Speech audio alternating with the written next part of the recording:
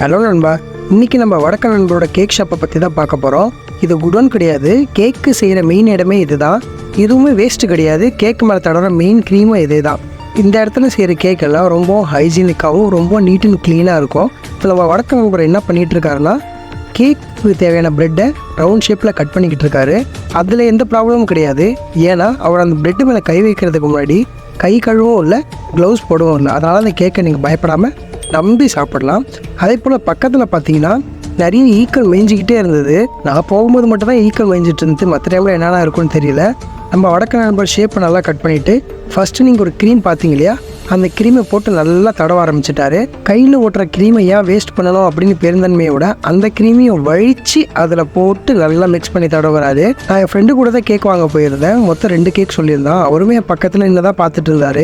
பட்டு எப்படி தான் வீட்டில் போய் சாப்பிட்டாருன்னு எனக்கு சத்தியமாக தெரியல.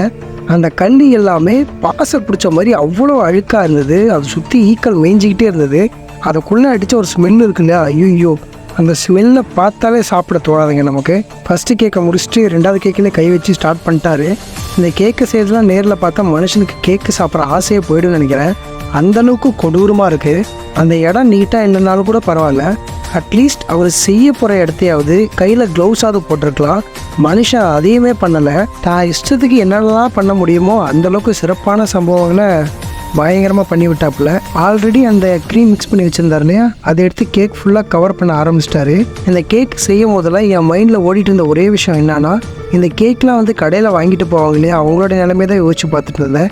என்ன காரணம் அப்படின்னா, எனக்கு வெண்ணிலா ஃப்ளேவர் வேணும், சாக்லேட் வேணும், ஸ்ட்ராபெரி வேணும்னு சொல்லிட்டு ஃப்ளேவராக வாங்கிட்டு போகிறாங்க.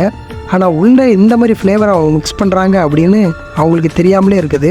இதனால தான் மேக்ஸிமம் வடக்கு நண்பர்கள்ட்ட எந்த ஒரு பொருள் வாங்கினாலுமே மக்கள் ரொம்பவும் பயப்படுறாங்க. கேக் மேலே கிரீமாக தழுவி ஆரம்பிச்சுட்டு அதுக்கு மேலே சாக்லேட் ஃப்ளேவர் வேணும் அப்படின்னு அவர் கேட்டிருந்தால சாக்லேட் ஃப்ளேவரை மிக்ஸ் பண்ண ஆரம்பித்தார்.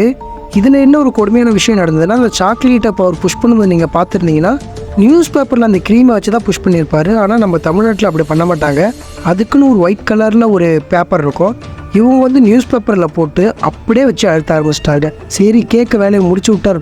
இதை பார்த்தா எப்படி தெரியுங்களா இருக்குது, அது எப்படி நான் சொல்கிறது, அந்தளவுக்கு சும்மா கொல செஞ்சு வச்சுருந்தாரு. இந்த கேக்கை இப்படி ரெடி பண்ணது மட்டும் பத்தாதுன்னு சொல்லிட்டு டெக்கரேஷன் பட்டன் சில வேலைகளை ஆரம்பித்தார். கடைசியாக முடிச்சு ஃபைனல் டச்சுக்கு கொண்டு வந்துட்டார். வடக்கு நண்பர்னு மட்டும் கிடையாது, நீங்கள் எங்கே சாப்பிட்டாலுமே நீங்கள் சாப்பிட்ற ஃபுட்டு ஹைஜீனிக்காகவும் அவங்க செய்கிற விதமும் ரொம்ப நீட்டாக இருக்கான்னு பார்த்து சாப்பிடுங்க. ஏன்னா ஹெல்த்தை விட முக்கியமான விஷயம் எதுவுமே கிடையாது. அதனால் எந்த ஃபுட்டை சாப்பிட்றதா இருந்தாலும் ரொம்பவும் ஜாக்கிரதையாக சாப்பிடுங்க. நம்ம சேனலை மறக்காமல் சப்ஸ்கிரைப் பண்ணிவிடுங்க.